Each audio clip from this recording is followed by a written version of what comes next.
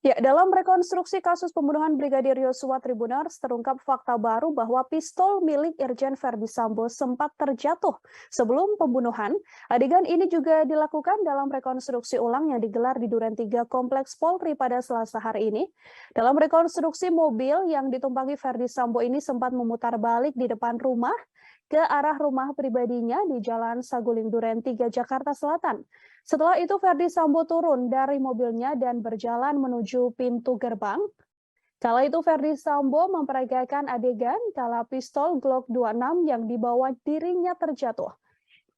Pistol itu kemudian sempat ingin dipungut atau diambil oleh ajudannya yang bernama Romer, namun secara tegas dilarang oleh Verdi Sambo. Dalam rekonstruksi ini, Verdi Sambo terlihat memungut pistol Glock 26 tersebut dengan tangannya sendiri yang telah menggunakan sarung tangan hitam.